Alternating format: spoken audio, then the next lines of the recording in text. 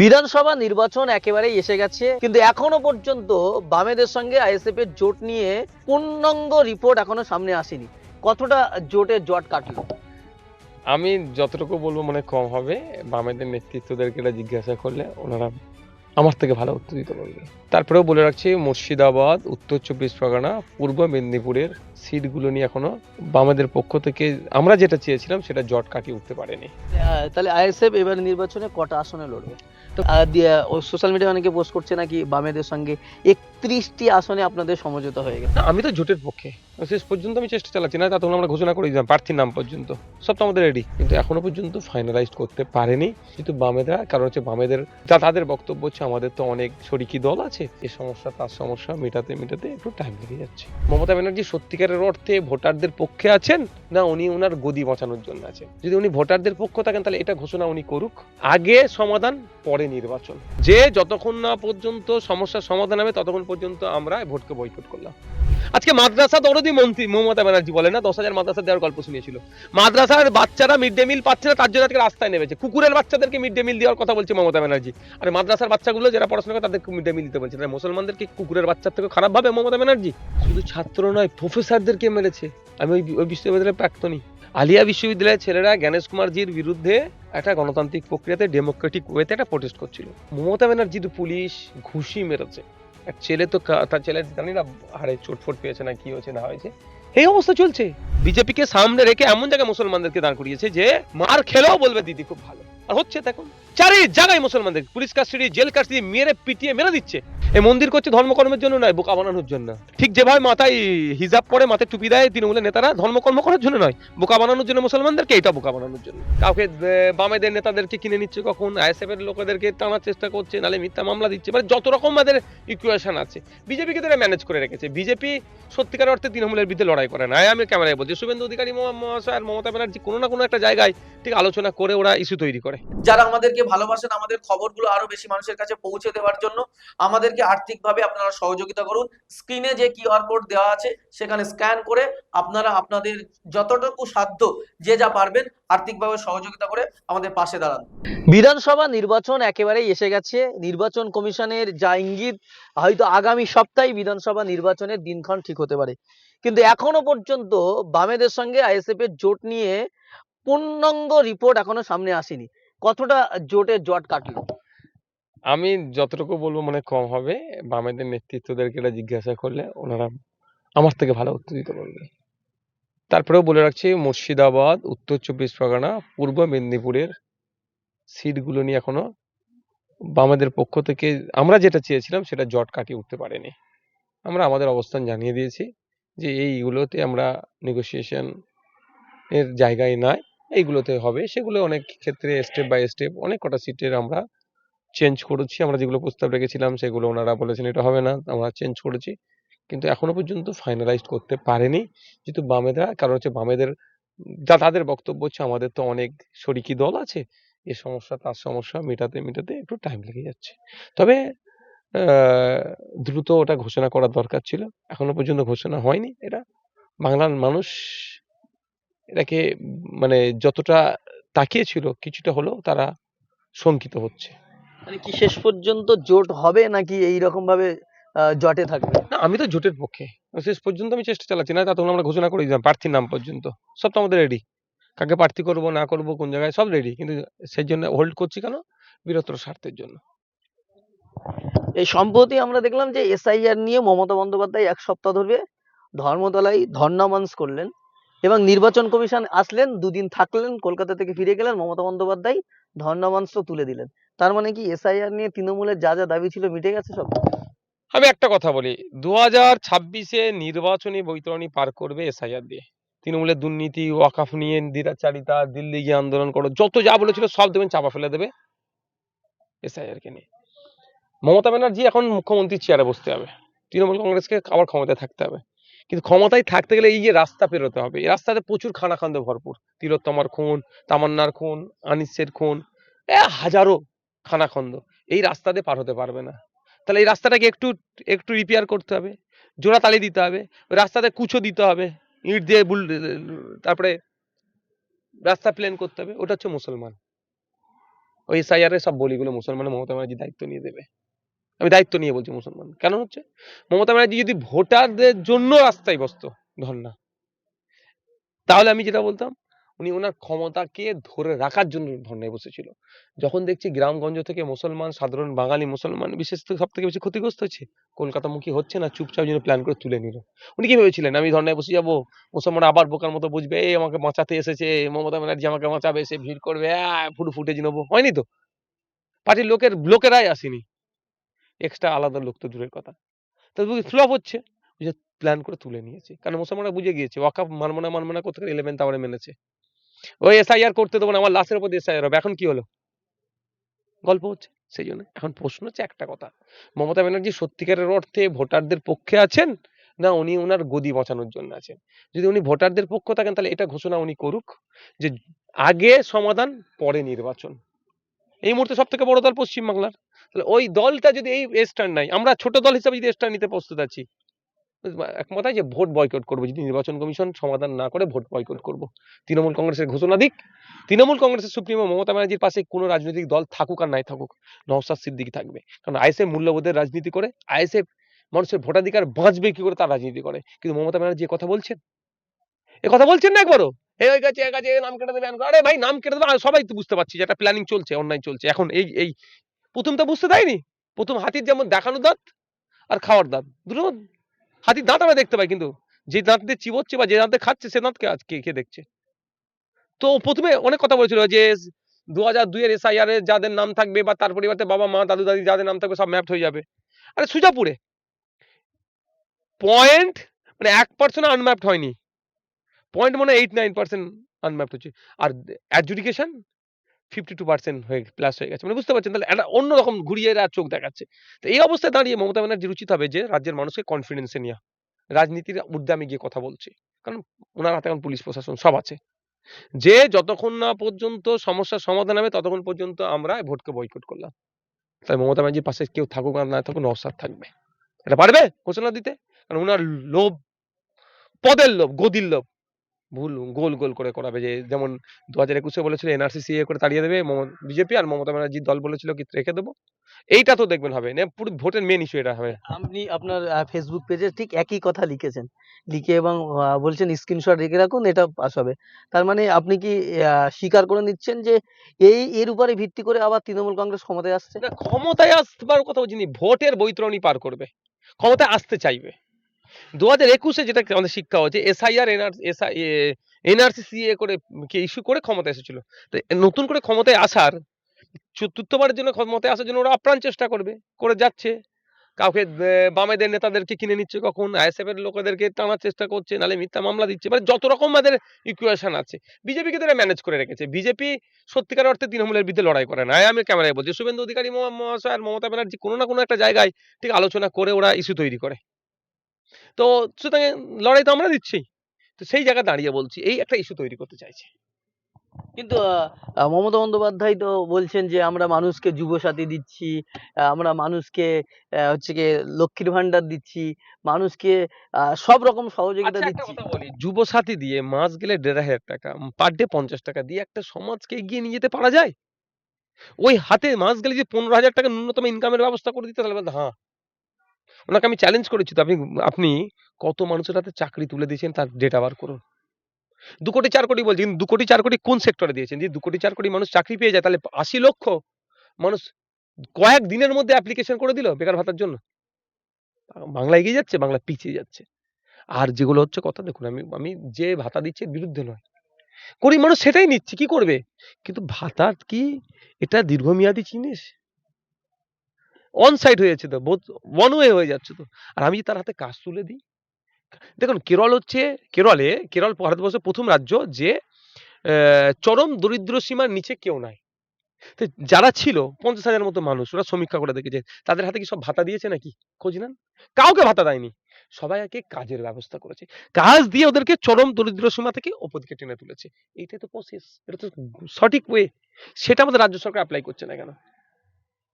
একটা বিষয় আমরা যেটা দেখলাম যে এনআরসি এসআইআর নিয়ে মমতা বন্দ্যোপাধ্যায় আন্দোলন করলেন, অনেকেই আন্দোলন করছেন। মমতা ব্যানার্জি যখন আন্দোলন করছে তখন পুলিশ প্রোটেকশন দিচ্ছে। আলিয়া বিশ্ববিদ্যালয়ের ছাত্ররা যখন আন্দোলন ঘুষি করলো মারছে। তাদেরকে পুলিশ মারছে। শুধু ছাত্র নয়, প্রফেসরদেরকে মেরেছে। আমি ওই বিশ্ববিদ্যালয়ের প্রাক্তনী। আলিয়া বিশ্ববিদ্যালয়ের ছেলেরা জ্ঞানেশ কুমারজির বিরুদ্ধে একটা গণতান্ত্রিক প্রক্রিয়াতে ডেমোক্রেটিক ওয়েতে একটা প্রোটেস্ট করছিল। মমতা ব্যানার্জির পুলিশ ঘুষি মেরেছে। এক ছেলে তো তার ছেলে জানি না হাড়ে চোটফোট পেয়েছে না কি হয়েছে না হয়েছে। এই অবস্থা চলছে। মানে একা মমতা ব্যানার্জি আন্দোলন করবে, একা ফুটেজ নেবে। উনি ফুটেজ নেওয়ার জন্য আন্দোলন করছে। ও ভয় কাছে অন্যজন যদি আন্দোলন করে কি হবে? আলিয়া বিশ্ববিদ্যালয়ে তো কোনো রাজনীতির রং লাগিয়ে আন্দোলন করেনি। আমরা না রাজনীতির রং লাগিয়ে আন্দোলন করি বলে আমাদেরকে অনেক দেখে দেয়। তা তা করতে দিচ্ছে না। ভয়টাই মানুষকে বুঝতে হবে যে মমতা ব্যানার্জি চাইছেটা কি। মমতা ব্যানার্জি চাইছে সাপ হয়ে দংশে ওঝা হয়ে ঝাড়বে, মানুষকে বোকা বানাবে। বিগত 5 বছর বাংলাকে যেভাবে ধ্বংস করেছে, আগামী 5 বছর ধ্বংস কিভাবে করা যাবে সেটা নাগপুর থেকে প্ল্যান হয়েছে। বিজেপি আর তৃণমূলকে সামনে রেখে এই প্ল্যান চলবে। বিজেপি তৃণমূলের বাইরে যে একটা শক্তি আরো আছে তাদেরকে ভোট দেওয়া দরকার। হ্যাঁ, কংগ্রেস আলাদা লড়ছে, লেফট আইএসএফ আরো অনেক রাজনীতি দল ধর্মনিরপেক্ষ দল আছে, তাদেরকেও 2-4টে করে জিতানো দরকার। একা নওশাদ নয়, একা নওশাদ 293টার উপরে ভারী পড়ে যাচ্ছে। তো তাহলে এই ধরনের এখন আরো 100 নওশাদ তৈরি করা দরকার, যে চিন্তা ভাবনা মানুষ আনবে সেটা না আনতে পারে। এখন দেখেছেন ওয়াকফ নিয়ে কোনো চর্চা হচ্ছে? মাদ্রাসার জায়গা কেড়ে নিতে চাই, মসজিদের জায়গা কেড়ে নিতে চাই, ঈদগাহ, কবরস্থান, বাপদাদরা যে কবরস্থানে 200 বছর ধরে শুয়ে আছে পর্দাদরা, তার কবরস্থানগুলো কেড়ে নিতে চায়, কোনো চর্চা হচ্ছে? নেই। এখন এসআইআর চর্চা হচ্ছে যে ওবিসি নিয়ে সংখ্যালঘু মুসলমানদেরকে পুরো ধ্বংস করে দিল মমতা ব্যানার্জি, কোনো চর্চা হচ্ছে? কোনো চর্চা নেই। সে এসআইআর। হসপিটালে রক্ত নেই, স্কুলে টিচার নেই, কোনো চর্চা হচ্ছে? সব ভুলে গেছে, এখন শুধু এসআইআর। এটা তৈরি করেছে প্ল্যানিং করে বিজেপি তৃণমূল মিলে ইলেকশন কমিশনকে সামনে রেখে। একটা বিষয় আমরা দেখেছি গতকাল মাদ্রাসা শিক্ষকদের নবান্ন অভিযান ছিল, সেই নবান্ন অভিযানে পুলিশি ধরপাকড়, এমনকি সেখানে রাস্তায় বসে তারা ইফতার করেছে, অনেকে অসুস্থ হয়ে পড়েছে। আজকে তারা মাদ্রাসা পর্ষদে তারা ঘেরাও করে, সেখানেও এমন অসুস্থ হয়ে যায় তাদেরকে পাঁচিল ডিঙিয়ে তাদেরকে পুলিশ বার করার ব্যবস্থা করে দিই, তাদেরকে পাঁচিল এর উপর দিয়ে চাগিয়ে বার করে হসপিটালে নিয়ে যেতে হবে। এই পুলিশ অসহযোগিতা এটা। পুলিশ পুলিশ আমি এটা সরাসরি পুলিশকে দায়ী করবো না, তবে পুলিশের সিট জোড়া যুক্ত পুলিশের আজকে সংখ্যা কমে যাচ্ছে, এটা দুর্ভাগ্য আমাদের। পুলিশের ওপর নেতৃত্ব হুকুম দেয়নি বলে করতে পারেনি। ওখানে কারা আছে? এসি আছে, ওসি আছে, সেকেন্ড অফিসার আছেন, কনস্টেবলরা আছেন। ডিসির কাছে অনুমতি আসেনি, সিপির কাছ থেকে হয়তো, সিপির কাছে অনুমতি আসেনি পুলিশ মন্ত্রীর কাছ থেকে হয়তো, ওদেরকে ওখানেই মার। আজকে মাদ্রাসা দরদি মন্ত্রী মমতা ব্যানার্জি বলে না 10,000 মাদ্রাসা দেওয়ার গল্প শুনিয়েছিল। মাদ্রাসার বাচ্চারা মিড ডে মিল পাচ্ছে না, তার জন্য আজকে রাস্তায় নেমেছে। কুকুরের বাচ্চাদেরকে মিড ডে মিল দেওয়ার কথা বলছে মমতা ব্যানার্জি, আর মাদ্রাসার বাচ্চাগুলো যারা পড়াশোনা করে তাদেরকে মিড ডে মিল দিতে বলছে। মুসলমানদেরকে কুকুরের বাচ্চার থেকে খারাপ ভাবে মমতা ব্যানার্জি? এটা এটা মানুষ বুঝবে কবে? যে 10,000 মাদ্রাসা দেওয়ার গল্প শুনিয়েছিল, 10,000 তো দেওয়ার দূরের কথা, একটা হাই মাদ্রাসা সিনিয়র মাদ্রাসা 614টার পরে করেছে। আপনি আমাকে দেখাতে পারবেন বিগত 14-15 বছরে একটা মাদ্রাসা উনি করেননি, হাই মাদ্রাসা সিনিয়র মাদ্রাসা। যা আনেদের আগের সময় ছিল সেগুলোকেও ধ্বংস করছে। ওর থেকে তো নিজেরা চালাতে পারতো।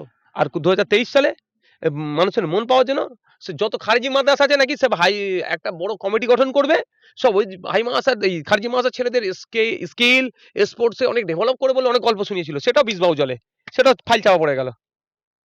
ফ্লোরে একদিন বিধানসভার ফ্লোরে উনি এটাকে করেছিলেন, এক্সপ্লেন করেছিলেন। সব কোথায়? মুসলমানরা কবে বুঝবে? শুধু ওই রমজান মাসে মাথায় টুপি দিয়ে আর হিজাব টেনে ইফতার করলে মুসলমানদের দিয়ে গেল। আমরা দেখলাম এই রমজান মাসে ফলের দাম অত্যাধিক বেড়েছে এবং সামনে যে ঈদ দু একটা জায়গা ছাড়া কোনো তৎপরতা দেখিয়ে পেয়েছেন? পুলিশের তৎপরতা, কনজিউমার অ্যাফেয়ার্স এর যে ডিপার্টমেন্ট আছে, একটা দপ্তর আছে, কোনো তৎপরতা দেখতে পেয়েছেন? আমি তো মমতা ব্যানার্জিকে চিঠি করেছি যেটা বন্ধ করো, কোনো তৎপরতা দেখেছেন? কেন? মুসলমানরা তো মুসলমানদেরকে এমন জায়গায় দাঁড় করিয়ে রেখে দিয়েছে বিজেপিকে সামনে রেখে, এটা প্ল্যানিং করে বিজেপিকে সামনে রেখে এমন জায়গায় মুসলমানদেরকে দাঁড় করিয়েছে যে মার খেলেও বলবে দিদি খুব ভালো। আর হচ্ছে দেখুন, চারি জায়গায় মুসলমানদের পুলিশ কাস্টডি, জেল কাস্টডি, মেরে পিটিয়ে মেরে দিচ্ছে। পুলিশ তুলে নিয়ে যে পিটিয়ে মারছে, জেলে পিটিয়ে মেরে দিচ্ছে মুসলমানদেরকে।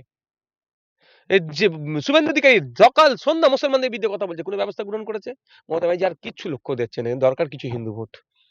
মুসলমানদেরকে ভয় দেখিয়ে বোকা বানিয়ে পকেটে ভরে নিয়েছি, এখন দরকার কিছু হিন্দু ভোট। ওই জন্য মহাকাল মন্দির থেকে শুরু করে বিভিন্ন নিউ টাউনের মতো জায়গা যেখানে কোনো ধর্মীয় স্থান করতে দেবে না, যেখানে মসজিদের জায়গা কেড়ে নিচ্ছে হিটকো, উল্টে আবার হিটকো মন্দির করার জায়গা দিচ্ছে। আচ্ছা, দীঘার মতো জায়গা যেখানে পর্যটন কিন্তু বড় বড় মন্দির করছে, কারণ কি? হিন্দু ভাইদের বোকা বানাতে হবে। এই মন্দির করছে ধর্মকর্মের জন্য নয়, বোকা বানানোর জন্য। ঠিক যেভাবে মাথায় হিজাব পরে, মাথায় টুপি দেয় তৃণমূলের নেতারা ধর্মকর্ম করার জন্য নয়, বোকা বানানোর জন্য মুসলমানদেরকে, এটা বোকা বানানোর জন্য। এটা মুসলমানদেরকে তো পুরো বোকা বানিয়ে ফেলেছে। এখন মুসলমানদের কাজ হবে নিজস্ব জনপ্রতিনিধি তৈরি করা। যেহেতু রিজার্ভ কোটা নেই, এসসি এসটি তে যেমন রিজার্ভ কোটা আছে, মুসলমানদের নাই, তাই আমি অনুরোধ করবো এসটি এসসি ভাইদের কাছে আপনারা মনের মতো কম করুন। 68টা এসটি এসসি বিধায়ক আছে, 68টা এসসি বিধায়ক, 18টা এসটি বিধায়ক আছে, লাভ কি হচ্ছে? ফেক এসটি এসসি সার্টিফিকেটের বিরুদ্ধে কথা কে বলছে? সেই সংযুক্ত মোর্চার বিধায়ক ভাঙড়ের বিধায়ককে কথা বলতে হচ্ছে। প্রায় 43টা মুসলিম বিধায়ক আছে, ফলের দাম বেড়ে যাচ্ছে, কাকে কথা বলতে হচ্ছে? সেই ভাঙড়ের বিধায়ককে। সুতরাং আপনারা সৎ জাতি থেকে জনগণের কথা বলবে, রিজার্ভ কোটা যেমন পাঠাচ্ছেন পাঠান, আর মুসলমান সমাজের মানুষকে বলবো শুধু মুসলমান নয় মানুষের জন্য কথা বলবে এমন মানুষকে জিতিয়ে আইনসভার মধ্যে পাঠান। 100টা নওশাদ সিদ্দিকীকে পাঠান, পশ্চিমবাংলার হালত বদলে দেবে, আমি কথা দিচ্ছি। 100টা নওশাদ সিদ্দিকী পাঠান আপনারা। বছরে বছরে এসএসসি হবে, আর বিনা ঘুষে হবে। কি হবে? বিনা ঘুষে ইন্টারভিউ, রেকর্ড থাকবে।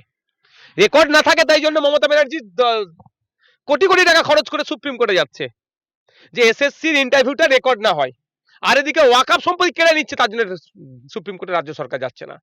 এসএসসি না রেকর্ড করতে পারে এই আপনার মৌখিক ভাইবা, তার জন্য সরকার চলে যাচ্ছে কোটি কোটি টাকা খরচ করে সুপ্রিম কোর্টে। এসআইআর এর নিয়ে যে 60 লক্ষ মানুষ আজকে অ্যাডজুডিকেশনের মধ্যে ভাগছে কি হবে না হবে, তাকে চ্যালেঞ্জ করে সুপ্রিম কোর্টের পশ্চিমবাংলা সরকার যাচ্ছে না। বুঝতে হবে এটা। আর আমরা কি বলছি? আমাদেরকে সুযোগ দেন। বছরে বছরে এসএসসি হবে, শুধু তাই নয়, এবং স্বচ্ছতার সাথে হবে। পরীক্ষা দিয়ে আসবে, ওর যে ওএমআর শিটের একটা কপি পরীক্ষার্থী বাড়ি নিয়ে যাবে, আর একটা কপি আপলোড হয়ে যাবে। পৃথিবীর যে কোনো প্রান্তের মানুষ চাইলে ওএমআর শিট দেখতে পারে যে কার কত নম্বর। 1 নম্বর ভাইবার টেবিলে ডাকা হবে, 100% ভাইবার টেবিলে ডাকা হবে, যে যা ভাইপা দিচ্ছে ভিডিও রেকর্ড থাকবে, যে কোনো সময় কেউ চ্যালেঞ্জ করতে পারে। সাকিরুল ভাইবার টেবিলে গেছে, নওশাদ সিদ্দিক হয়ে গেছে, হয়তো বিশ্বজিৎ মাইতি হয়ে গেছে, শুভঙ্কর পণ্ডিত হয়ে গেছে, দেখার দরকার নেই। কাজল পণ্ডিত হয়ে গেছে, দেখার দরকার নেই। যে কাউকে চ্যালেঞ্জ করতে পারে যে নওশাদ সিদ্দিকী কি ভাইবা দিয়েছে, আমি চাকরি পেলাম না, ও পেলো কি করে? হতে পারে তো, মনে তো স্যাটিসফাই হওয়ার জন্য ভাই ভিডিও রেকর্ড থাকবে। পারবে? আমি আমার মানুষ দিতে আমার সুযোগে আমরা করবো। হসপিটালে গেলে আপনারা বেড পাচ্ছেন না, 20,000 30,000 টাকা ঘুষ দিতে হচ্ছে, তারপরে বেড পাওয়া যাচ্ছে। আমরা ডিজিটাল ডিসপ্লে বোর্ড করে দেবো। কলকাতা শুধু নয়, জেলা থেকে কলকাতা হসপিটাল, প্রত্যেকটা সরকারি হসপিটাল ডিজিটাল ডিসপ্লে বোর্ড থাকবে। কত বেড আছে, কত খালি আছে, যা আছে আসবে, মানুষ চলে যাবে। তবে আসারও লাগবে না, জেলার মানুষ জেলায় ট্রিটমেন্ট পাবে, কলকাতা পিজি হসপিটালের মতো। তার ব্যবস্থা করব। জেলায় জেলায় পিজি তৈরি করবো, এনআরএস আরজিকর তৈরি করবো। 5 বছরে 5টা জেলা তৈরি করে দেখিয়ে দেবো, মানুষ যদি সুযোগ দেয়। এবার মানুষ যদি এই বিজেপির হাওয়া খেয়ে নেয়, শুভেন্দু অধিকারী হিন্দু হিন্দু ভাই ভাই গল্প শুনে, তাহলে উত্তরপ্রদেশের মতো হবে। হসপিটালে ডক্টর নেই, কারেন্ট নাই, মোবাইলে টর্চ লাইট জ্বালিয়ে সিলাই করতে হচ্ছে, ওই অবস্থা হবে। ওখানে হিন্দু হিন্দু ভাই ভাই স্লোগান দিয়েছিল। মানুষ ডিসাইড করুন কোনটা করবেন। আর একটা বিষয়, রমজান মাসের পরে ঈদের সময় মুসলমানদের দীর্ঘদিন দাবি ছিল যে 3 দিন ছুটি, সেটা তো হলো না। উত্তরবঙ্গের মানুষের জন্য বাড়ি ফেরার জন্য প্রতি বছর সমস্যা হয়। গতবার আপনি রেল দপ্তরকে আপনি চিঠি করেছিলেন, এবারে হ্যাঁ, তবে স্টুডেন্ট হেল্প ডেস্কের পক্ষ থেকে তারাই এবারে চিঠি করেছে যে রেল দপ্তরকে যাতে করে ট্রেন বাড়ানো হয়, স্পেশাল ট্রেন দেওয়া হয়। এই যে প্রতি বছর দাবি করতে হচ্ছে কেন? হচ্ছে তো পুজোর সময় দাবি করতে চাই না, সরকার নিজে উদ্যোগ নিয়ে করে।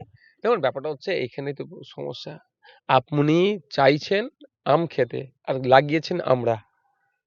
আম পাবেন কি করে? আপনি চাইছেন ধর্মনিরপেক্ষ কান্ট্রি, আপনি চাইছেন ধর্মনিরপেক্ষ ভাবে প্রত্যেক ধর্মীয় অনুষ্ঠানের মানুষকে সমান, বৈষম্য নয়, সমানভাবে দেখা হোক। তাহলে আপনি কাদেরকে জিতাচ্ছেন? এক একটা সাম্প্রদায়িক লোককে জিতাচ্ছেন। সে কটা মুসলমানকে জিতাতে পারেন আপনি? সে সাম্প্রদায়িক তো, সে শুধু ভাববে আমি এটা নিয়ে বসে থাকবো। কটা হিন্দুকে জিতাচ্ছেন? সে তো সাম্প্রদায়িক, সে তো বলছে তারটা নিয়ে বসতে হবে, এরকম ভাবে না। ধর্মনিরপেক্ষ মানুষকে জিতাতে হবে। যে ওই রমজান মাসে এসে ফলটা খাওয়া না, ইফতারটা করাটা আপনার ধর্মনিরপেক্ষতার পরিচয় বহন করছে না। বা যে দুর্গা উৎসবে গিয়ে ফিতে কেটে বা প্রদীপ জ্বালিয়ে দুর্গা পুজোর সূচনা করছে, এটা ধর্মনিরপেক্ষতার পরিচয় করছে না। তাদের কাজ, যারা ধর্মকর্ম করছে তাদের ধর্মকর্ম সঠিকভাবে হচ্ছে না, বৈষম্য হচ্ছে, এটা এই অবস্থা। আমি তো গতবারে চিঠি করেছিলাম, বেশ কিছু ট্রেন বাড়িয়েছিল, এবারে দেখা যায় কি করে। তবে আশা করছি এবারও রেল সেটাকে কন্টিনিউ করবে, আমার যে চিঠিটা দেওয়া ছিল। আপনি আর ছুটির কথা, 3 দিন ছুটি, ঘোড়ার ডিম পাবে। মুসলমানরা যখন মেঘ না চাইতে যদি বৃষ্টি হয়ে যায়, তো মেঘ কেন চাইবো আমি? মমতাবাজি দেখছে মুসলমানরা তো আমাকে ফ্রি পক্ষায় ভোট দেবে, মুসলমানদের উন্নয়ন কেন করবো, মুসলমানদের ডিমান্ড কেন পূরণ করবো? একটা বিষয় আপনি বারবার বলেছেন যে গতবারে এনআরসি নিয়ে 2021-এ ক্ষমতায় এসে বৈতরণী পার করেছে, এবারে এসআইআর নিয়ে করবে। আপনারা ক্ষমতায় আসার জন্য বা রাজনীতি করছেন, আপনাদের ইস্যু কি থাকবে তাহলে? এই তো ভাই আমাদের ইস্যু সিম্পল, সে তো বলছি মানুষকে, আমাদের ইস্যু হচ্ছে এটাই যে আপনি নাগরিক, আপনার গড় মাসিক আয় কিভাবে বাড়বে আমরা চেষ্টা করব। অর্থাৎ আপনি আপনি সরকারি কর্মচারী, আপনি হকের ডিওটা যদি সঠিক পান, আপনার মাসিক গড় আপনার আয় বেড়ে গেল। আপনি কৃষক, আপনার উৎপাদিত ফসলের যদি দাম ঠিক করে পান, আপনার বাড়বে, কি বলে, আপনার আয় বাড়বে। এটাই তো আমরা চেষ্টা করছি। আমরা আর কি খরচটা যেন এই যে আকাশ ছোঁয়া দাম, সেটা মার্কেটে আমরা কন্ট্রোলে নেব। এই ফলটা 200 টাকায় আপেল কিনছেন, 80 টাকায় কলার ডজন কিনছেন, 80 টাকায় আপনি পেঁপে কিনছেন, 250 টাকায় আঙুর কিনছেন। এই দামটা আমরা কমাবো। আপনার ইনকাম বাড়াবো, আর মার্কেট প্রাইসটা আমরা কন্ট্রোলে রাখবো। মার্কেটিং একটা ডিপার্টমেন্ট আছে। এগ্রিকালচারাল মার্কেটিং একটা ডিপার্টমেন্ট আছে। ওই ডিপার্টমেন্টের কাজ যদি এগুলো কন্ট্রোল করা। পাচ্ছে না এগুলো। আর কি? আপনার ছেলে জন্ম হয়েছে, স্কুলে যাবে, সরকারি স্কুলে যাতে আপনার ছেলেকে আগে পাঠান বেসরকারি ছেড়ে, তার ব্যবস্থা করবো। সেই সরকারি স্কুলের পরিকাঠামো, শিক্ষা পরিকাঠামো এত সুন্দর তৈরি করব। আর কি করবো আমরা? আপনি অসুস্থ হয়েছেন, কেন হাতে স্বাস্থ্যসাথী কার্ড দেবে? আয়ুষ্মান ভারত কার্ড কেন থাকবে? সরকারি হসপিটাল চলে যাবেন, চিকিৎসা পরিষেবা সম্পূর্ণ ফ্রিতে নিয়ে আসবে, তার ব্যবস্থা করবো। আর জেলায় জেলায় 5 বছর একটা সরকারের টাইম থাকে, 5 বছর 5টা পিজি, এনআরএস, আরজি করের মতো হসপিটাল আপনাদের তৈরি করে দেখিয়ে দেবো। এই করবো তো। আরো নারী নিরাপত্তাগুলো তো আছেই, জাস্ট টাইম স্বল্প, আমি এগুলো বলছি। তাহলে আইএসএফ এবার নির্বাচনে কটা আসনে লড়বে? দেখুন, জোটের যেহেতু আলোচনা চলছে, তো ফাইনাল হয়নি বলে বলতে পারছি না। যখন ফাইনাল হয়ে যাবে আপনাদেরকে জানাবো আমরা প্রথম কটা চেয়েছিলাম, কোনটা ছেড়েছি, কোনটা লাস্ট ফাইনাল কটা ছিল, তখন জানাবো। আপনি বললেন যে উত্তর 24 পরগনা এবং মেদিনীপুর আর কয়েকটা আসন নিয়ে, আর মুর্শিদাবাদ, এই কয়েকটি জেলার আসন নিয়ে ঝামেলা হচ্ছে। বাকি দক্ষিণ 24 পরগনা বা অন্যান্য জেলার আসনগুলো নিয়ে সমঝোতা কমপ্লিট। হ্যাঁ, আমরা অনেকটা করে নিয়েছি, অনেক কম্প্রোমাইজ করে নিয়েছি। ওই জন্য সমঝোতা হয়ে গেছে। যেখানে কম্প্রোমাইজ করছি না, ওই জন্য হয়তো হচ্ছে না। কিন্তু কতটা কম্প্রোমাইজ করবো? দেয়ালে পিঠ থেকে গেছে না। অনেকে সোশ্যাল মিডিয়ায় দেখো, ভালোবাসাও যদি হয়, বোথ সাইড হওয়া দরকার। সেই ভালোবাসাটা দীর্ঘমেয়াদী হয়। অন সাইড ভালোবাসা সাস্টেনেবল হয় না। সোশ্যাল মিডিয়ায় অনেকে পোস্ট করছে নাকি বামেদের সঙ্গে 31টি আসনে আপনাদের সমঝোতা হয়ে না, গেছে। না, না, না। ওটা কেউ যদি পোস্ট করে থাকে, সে তার মতো। তাহলে কে জানিয়েছে বলতে পারবো না। আমাদের কাছে ওই ধরনের কোনো খবর নেই। আপনারা কত আসন গতবারে আমরা 32-33টা আসনে এমনি লড়াই করেছি। 33টা আসন? গতবারে লড়াই করেছি। এবার থেকে সংগঠন 5 বছরে মার খেয়ে জেল খেটে এত হাজার হাজার মানুষ আমার জেল খাটলো, মার হলো, খুন হলো। আমাদের সংগঠন অনেক বড় বেড়েছে। তো 50টা আসনে লড়াই করবেন? সে আপনি ঘোষণা হলে বলবো।